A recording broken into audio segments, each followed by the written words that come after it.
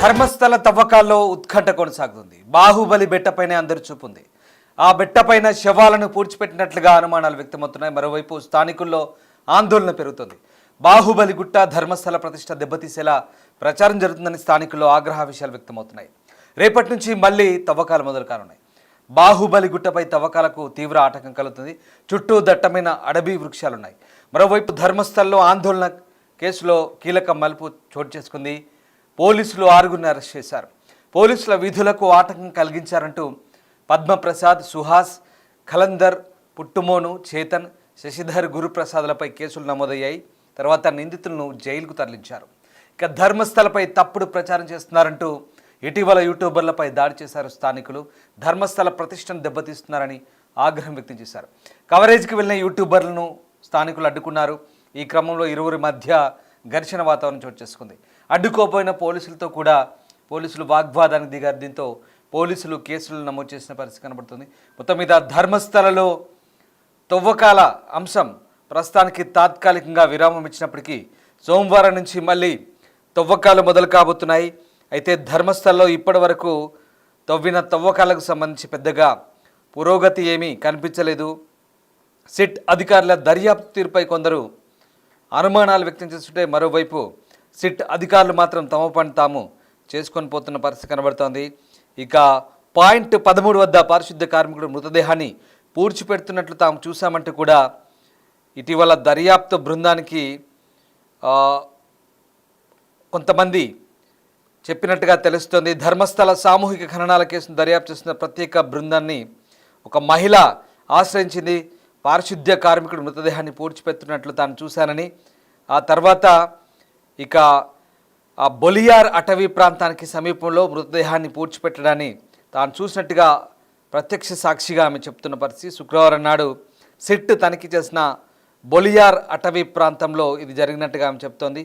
మృతదేహాన్ని పూడ్చిపెట్టిన తర్వాత పారిశుద్ధ్య కార్మికుడు తన ఇంటికి వచ్చి నీళ్లు తాగి తవ్వడానికి ఉపయోగించిన బకెట్ను కూడా కడిగినట్టుగా ఆమె ఆరోపిస్తుంది. పాయింట్ 13 వద్ద పారిశుద్ధ్య కార్మికుడు మృతదేహాన్ని పూడ్చిపెడుతున్నట్లు తాము చూసినట్టుగా 6గురు ఇటీవల దర్యాప్తు బృందానికి చెప్పిన తర్వాత ఆ మహిళ వాంగ్మూలం ఇచ్చింది. బాహుబలి బెట్ట పర్వత ప్రాంతంలో శనివారం నిర్వహించిన తాజా తవ్వకం ఎటువంటి ఫలితాలను ఇవ్వలేదని పోలీసు అధికారులు కూడా అంటున్నారు. మరోవైపు ధర్మస్థల ప్రధాన ద్వారం దగ్గర ఆపరేషన్ ప్రారంభమైంది. సిట్ అధికారులతో పాటు Puttur sub divisional officer Stella Varghese, Belthangady tahsildar Prithvi, అలాగే వైద్య బృందం, అటవీ అధికారులు, ఫోరెన్సిక్ సైన్స్ ల్యాబొరేటరీ బృందం, ఐఎస్డి సిబ్బంది, అటవీ శాఖ ఇతర అధికారులంతా కూడా ఉన్నారు ఆ బృందాల్లో. ఇక ఈ బృందం ఎండిన చెట్టు కింద దాదాపు 10 అడుగుల లోతు వరకు 20 అడుగుల కందకాన్ని తవ్వింది. కానీ మృతదేహాలు అవశేషాలు మాత్రం ఎక్కడా కనుగొనబడలేదు. ఇప్పటి వరకు దర్యాప్తులో 16 వేర్వేరు ప్రదేశాల్లో తవ్వకాలు జరిగాయి. పాయింట్ 6 అలాగే పాయింట్ 10 దగ్గర అస్థిపంజర అవశేషాలు కనుగొనబడ్డప్పటికీ సాంకేతిక సమస్యల కారణంగా పాయింట్ 13 దగ్గర ప్రస్తుతానికైతే ఈ తవ్వకాలు నిలిపివేశారు. అక్కడ పరిశోధన ఆగింది. పాయింట్ 13 నేత్రావతి స్నానపు ఘాట్కు సమీపంలో ఉన్నందున నది దగ్గర ఉండడం వల్ల దాని ప్రవాహాన్ని ప్రభావితం చేస్తున్నట్టుగా చెప్తున్నారు. ఇది తీవ్రమైన డ్యామేజ్ కలిగే అవకాశం ఉంది అక్కడ. అంటే పూడ్చిపెట్టిన లేదా ఖననం చేసిన శవాలను అక్కడి నుంచి ఖచ్చితంగా ప్రవాహంలో కొట్టుకుపోయి ఉండొచ్చు అనే అనుమానాలు వ్యక్తమవుతున్నాయి. కాబట్టి ఆ ప్రదేశాన్ని పరిశీలించడానికి భూమి లోపల చొచ్చుకుపోయే రాడార్ను తీసుకురావాలే అవకాశం ఉంది. కాబట్టి ధర్మస్థల సామూహిక ఖననాల కేసుకు సంబంధించి మానవావశేషాల కోసం సిట్ ఇక తన కొత్త అన్వేషణ ప్రారంభించబోతుంది. సోమవారం నుంచి తవ్వకాల ప్రయత్నాలు మళ్ళీ ప్రారంభం కాబోతున్నాయి. ఇక సిట్కి సంబంధించి ప్రధానంగా జీపీఆర్ ఎందుకు వాడట్లేదని అనుమానాలను చాలామంది వ్యక్తం చేస్తున్నారు. గ్రౌండ్ పెనిట్రేటింగ్ రాడార్ అంటే ఎలాంటి ప్రతికూల పరిస్థితుల్లో అయినా బురదలో కానీ, మట్టిలో కానీ, నీళ్ళలో కానీ ఆ జీపీఆర్ వాడడం ద్వారా ఖచ్చితమైనటువంటి నిర్ధారణ, మానవ అవశేషాలు కానీ ఇంకేదైనా ఉంటే కనుక ఖచ్చితమైన నిర్ధారణ జరుగుతుందని చాలామంది వాదిస్తున్నారు. అడ్వకేట్లు కూడా అదే చెప్తున్నారు. అడ్వకేట్ల డిమాండ్ కూడా అదే. కానీ ఎందుకు సిట్ బృందం ఆ జీపీఆర్ను వాడడం లేదు? జీపీఆర్ వాడడం అంత ఈజీ కూడా కాదు. జీపీఆర్ ఖర్చుతో కూడుకున్న పని. దాదాపు జీపీఆర్ కిట్ కోసం 25 లక్షల నుంచి 35 లక్షల వరకు ఖర్చు పెట్టాల్సిన పరిస్థితి. మరి పోలీసు అధికారులు ఎందుకు అంశాన్ని పరిగణలోకి తీసుకోవట్లేదు? అంటే ఖర్చుతో కూడుకున్న వ్యవహారం అని పక్కన పెట్టారా, లేదా మాన్యువల్గా తవ్వుకుంటూ వెళ్ళిపోతున్నారు? అంటే ఇప్పటి వరకు కూలీలతో తవ్విస్తున్నారు, అదంతా కూడా 10, 15, 20 అడుగుల లోతు కూడా తవ్విస్తున్నారు, కందకాలు కూడా ఉన్నాయి ప్రస్తుతానికి. కానీ ఎక్కడ ఏ అవశేషాలు బయటపడలేదు, ఎక్కడ కూడా అస్థిపంజరాలు కానీ పెద్దగా కనబడ్డ దాఖలాలు లేవు. కేవలం 6-10 పాయింట్ల దగ్గరే అవి మొన్నటి వరకు కనబడే పరిస్థితి. ఎందుకు జీపీఆర్ వాడట్లేదు? జీపీఆర్ వాడితే ఖచ్చితత్వంతో కూడుకున్న తవ్వకాలు ఉంటాయి కదా అని ఆ విజిల్ బ్లోయర్ అదే చెప్తున్నాడు, తాను పదే అదే అప్పీల్ చేస్తున్నాడు. జీపీఆర్ వాడమంటున్నాడు, జీపీఆర్ వాడితే ఖచ్చితంగా తాను చెప్పిన ప్రదేశాల్లో అవశేషాలు దొరకొచ్చు అంటున్నాడు. అటు సుజాత భట్, ఎవరైతే అనన్య భట్ తల్లి లాయర్ ఉన్నాడో మంజునాథ్, ఆయన కూడా అదే డిమాండ్ చేస్తున్నారు. మానవ హక్కుల అడ్వకేట్లు కూడా అదే డిమాండ్ చేస్తున్న పరిస్థితి. సో మొత్తం మీద జీపీఆర్ను వాడి తవ్వకాలు చేయాలి ధర్మస్థల్లో, అప్పుడే పూర్తి స్థాయి స్పష్టత వస్తుంది, ఖచ్చితమైన నిర్ధారణ దొరుకుతుందని చాలామంది డిమాండ్ చేస్తున్న పరిస్థితి. మరి ధర్మస్థల్లో అధునాతన సాంకేతిక పరిజ్ఞానాన్ని ఉపయోగించి సిట్ అధికారులు ఎందుకు తవ్వకాలు జరపట్లేదన్నది ఇప్పటివరకు ఉన్న ప్రశ్న. ఇన్ని రోజుల పాటు జరిపిన తవ్వకాలు ఒక ఎత్తు అయితే మళ్ళీ మండే నుంచి మళ్ళీ తవ్వకాలు ప్రారంభించినట్టుగా తెలుస్తుంది. అంటే ఏదో మొక్కుబడిగా తవ్వకాలు చేస్తున్నారు, ఏమి దొరకపోతే అక్కడి నుంచి తవ్వకాలకు ముందుకెళ్తున్నారనేది ఒక వాదన. ఖచ్చితత్వంతో కూడినటువంటి తవ్వకాలు ఎందుకు జరపట్లేదు, ఖచ్చితమైన నిర్ధారణ చేసేందుకు ఎందుకు అధునాతన సాంకేతిక పరిజ్ఞానాన్ని ఉపయోగించుకోవట్లనేది కొంతమంది విమర్శ.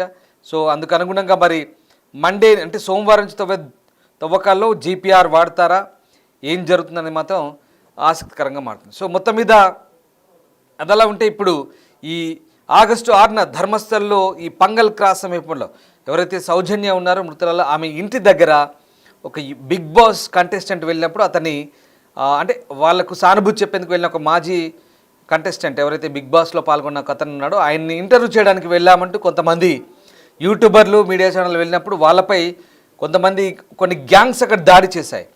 సో ఆ పంగల్ క్రాస్ సమీపంలో 2 వర్గాల మధ్య జరిగిన ఘర్షణలో పోలీసుల విధులకు ఆటంకం కలిగించినందుకు ధర్మస్థల పోలీసులు ఇప్పటివరకైతే 6గురిని అరెస్ట్ చేసిన పరిస్థితి కనబడుతోంది. సో మొత్తం మీద అరెస్ట్ అయిన వారిలో ధర్మస్థలవాసి పద్మప్రసాద్ ఉన్నారు, ధర్మస్థలవాసి సుహాస్ ఉన్నారు, ఉజిరేలో నివాసి ఖలందర్ పుట్టుమోను, కలెంజాలో నివాసి చేతన్, శశిధర్, ధర్మస్థలవాసి గురుప్రసాద్గా గుర్తించారు. వీళ్ళంతా కూడా 30-32 ఏళ్లలోపు వాళ్ళే. వీళ్ళంతా కూడా ఆ యూట్యూబర్లపై, అలాగే ఇక్కడ ఉజిరే ఆసుపత్రి దగ్గర కన్నడ ఛానల్, శాటిలైట్ ఛానల్ సువర్ణ, ఏషియానెట్ సువర్ణ ఛానల్ సంబంధించిన ఒక టీంని, క్రూని కూడా దాడి చేసి గాయపరిచిన ఘటన అక్కడ. సో యూట్యూబర్లని, మెయిన్ స్ట్రీమ్ ఛానళ్లపై కూడా దాడి జరిగిన ఘటన సంబంధించి మీరు చూస్తున్న బాక్స్లో ఆ దృశ్యాలు ఆ రోజు వాళ్ళపై జరిగిన దాడి. వీళ్ళకు మీడియాకు మద్దతుగా కొంతమంది వచ్చారు, అలాగే అక్కడ కొన్ని లోకల్ గ్యాంగ్స్ కొన్ని వచ్చి ఎందుకు అక్కడ షూట్ చేస్తున్నారని ఇగో ఈ దృశ్యాలు ఇవి. ఆ రోజు ఆగస్టు 6న అక్కడ గొడవ జరిగింది, పెద్ద ఎత్తున గొడవ జరిగి ఉద్రిక్తత చోటు చేసుకుంది. అక్కడ ఒక బొలెరో వాహనాన్ని, మీడియా వాహనాన్ని ధ్వంసం చేశారు. తర్వాత చాలా పెద్ద ఎత్తున ఇష్యూ అయింది అక్కడ.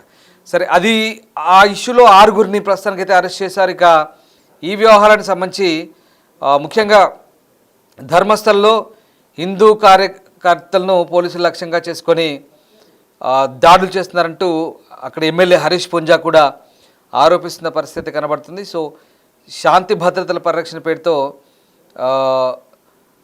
ప్రస్తుతం ఇట్లాంటి పోలీసులు లక్ష్యంగా చేసుకుంటారంటూ బెల్తంగడి ఎమ్మెల్యే హరీష్ పుంజా ఆరోపిస్తున్నారు. సరే, ఇదంతా కూడా రాజకీయ రంగు పొలుముకున్న పరిస్థితి. సో మొత్తం మీద ఇక్కడ అంటే కొత్తగా ఒక మహిళ ప్రత్యేక దర్యాప్తు బృందం సిట్టు ముందుకు వచ్చి హాజరై ఆ మహిళ, ఆ వ్యక్తి శవాన్ని పూడ్చిపెట్టేటప్పుడు తాను చూసినట్టుగా ఇచ్చినటువంటి సాక్ష్యం ఏదైతే ఉందో ఇప్పుడు అది కొంత ఆసక్తిని రేపుతుంది. నిజంగా ఆ మహిళ చెప్తున్నట్టుగా అతడు పూడ్చిపెట్టిన తర్వాత ఇంటికి వచ్చి మంచినీళ్ళు ఇచ్చాడు, మంచినీళ్ళు తాగాడు, తర్వాత ఆ బకెట్ కడుక్కున్నాడు, తర్వాత అంటూ ఆమె చెప్పిన పరిస్థితి. మరొక 6గురు కూడా సాక్ష్యం ఇచ్చిన పరిస్థితి. సో మొత్తం మీద ప్రస్తుతానికైతే శనివారం ధర్మస్థల ఆలయ ప్రవేశం దగ్గర ద్వారం దగ్గర మట్టిని తొలగించి పరిశీలించే కానీ ఏమీ కనుగొనలేదు. ఆదివారం అయితే గ్యాప్ ఇచ్చారు, సోమవారం నుంచి మళ్ళీ ఇది కొనసాగే అవకాశం ఉన్నట్టుగా చెప్తున్నారు. సో మొత్తం మీద ధర్మస్థలకు సంబంధించి చాలా ఆసక్తికర అంశాలే వెలుగు చూస్తున్నాయి. ఇక ధర్మస్థలలో ప్రస్తుతం తవ్వకాల అంశం మరొకసారి చర్చనీయాంశంగా మారింది. సో ధర్మస్థలకు సంబంధించి జీపీఆర్ను వాడతారా తవ్వకాల్లో, లేదంటే నార్మల్గానే తవ్వుకుంటూ వెళ్ళిపోతారా? ప్రస్తుతం ఎలాంటి తవ్వకాలు ఉంటాయనేది మాత్రం ఆసక్తి రేపుతుంది. సో ఓవరాల్గా ధర్మస్థల అంశం అనేది ఇప్పుడు మళ్ళీ ఇంకా ఆ ఉత్కంఠకు తెరపడట్లేదు. ఇంకా తవ్వకాలు జరిగే అవకాశం ఉంది సోమవారం నుంచి. దీన్ని కంటిన్యూ చేస్తారా లేదా సిట్ నిర్ణయం, అది సిట్ స్వతంత్ర దర్యాప్తు సంస్థ కాబట్టి వాళ్ళు ఎలాంటి నిర్ణయం తీసుకుంటారు, వాళ్ళ విచక్షణ బట్టి, వాళ్ళ ఐడియాని బట్టి, అంటే వాళ్ళ ప్రణాళికలను బట్టి ఇంకా తవ్వుతారా, ముందు ముందు ఆధారాలు దొరుకుతాయని నమ్మితే తవ్వగలుగుతారా, ఆధారాలు ఏం లేవు అనవసరం ఇదంతా కూడా అని తేలిగ్గా తీసుకుంటారా, వాళ్ళకు వస్తున్న డిమాండ్లు, వాళ్ళకు వస్తున్నటువంటి విన్నపాలు, కంప్లైంట్స్, మంగళూరులో ఒక సిట్ కార్యాలయం ఉంది, బెల్తంగడ్లో ఒక సిట్ ఆఫీస్ ఉంది, ఇవన్నీ కూడా పరిగణలోకి తీసుకుంటున్నారు. ఎక్కడ అంత ఈజీగా తీసుకోవట్లేదు వాళ్ళు. చాలా సీరియస్ దర్యాప్తే సాగుతోంది. మరి ఇంకా ముందు ముందు ఎట్లాంటి ఇన్వెస్టిగేషన్ ఉంటుంది, ఏం జరగబోతుందని మాత్రం ఇంట్రెస్టింగ్గా ఉండబోతుంది. ఈ మొత్తం వ్యవహారంలో అక్కడ బాహుబలి బెట్ట ప్రాంతంలో కూడా ఇప్పుడు తవ్వకాలు జరపాలనేది ఈ విజిల్ బ్లోయర్ డిమాండ్ చేస్తున్నారు. అక్కడ చాలా కీలకమైన ప్రదేశం, అక్కడ కూడా తను పూడ్చిపెట్టినట్టుగా చెప్తున్నాడు. మంజునాథ ఆలయం వెనక, అంటే ఆ పరిసర ప్రాంతాల్లో వెనక కానీ చుట్టుపక్కల కానీ నేత్రావతి నది ఒడ్డుతో పాటు బాహుబలి బెట్ట ప్రాంతంలో తాను పూడ్చిపెట్టినట్టు చెప్తున్నాడు. కానీ కొంతమంది ఇదంతా కూడా ఆ పరిసరాలను, ఆ ప్రాంతాలను అప్రతిష్ట పాలు చేసేందుకే జరుగుతున్న కుట్ర అంటూ కొంతమంది వాదిస్తున్నారు. సో అది రకరకాలుగా ఉంది. ఇక్కడ ఆలయ ధర్మాధికారి, ఆయన సోదరుడు ఆల్రెడీ కోర్టుకు వెళ్ళారు. మీడియా పై ఆంక్షలు ఉండాలంటూ ఆయన కూడా కోరిన పరిస్థితి. దానిపై సుప్రీంకోర్టు, హైకోర్టు మళ్ళీ దాన్ని ఆ స్టేను నిరాకరించింది, ఇంజక్షన్ ఆర్డర్ని తీసేసింది. దాని తర్వాత సుప్రీంకోర్టుకి వెళ్ళారు, సుప్రీంకోర్టులో కూడా చుక్కెదురైంది. సరే, ఏదేమైనా మొత్తం మీద ధర్మస్థల వ్యవహారం మాత్రం ఇంకా ఇప్పటికైతే ఒక బ్రేక్ ఇచ్చారు చిన్నగా. మండే నుంచి మళ్ళీ మొదలు కాబోతుంది తవ్వకాలు. ఇక మండే నుంచి బహుశా ఇప్పటిదాకా తోడిన వ్యవహారం ఒకెత్తైతే మండే నుంచి ఎలా ఉండబోతుంది, ఒకవేళ ఏమైనా ఆసక్తికర అంశాలు బయటపడతాయా, ఆధారాలు ఆనవాళ్ళు బయటపడతాయా, మండే నుంచి ఎలా ఉండబోతుంది. ఇప్పటిదాకా ఒక విడత మాదిరిగా అనుకుంటే మండే నుంచి ఇంకో విడత తవ్వినట్టుగానే మనం భావించాల్సి వస్తుంది. కానీ జీపీఆర్ అనే అధునాతన టెక్నాలజీని వాడి తవ్వమనే డిమాండ్లు వస్తున్నాయి. మరి అది వాడి తోడితే ఖచ్చితమైన నిర్ధారణ ఉండే అవకాశం ఉంది. దాన్ని వాడుతారా వాడరా, ఏం జరగబోతుందని మాత్రం ఇంట్రెస్టింగ్గా ఉండబోతుంది.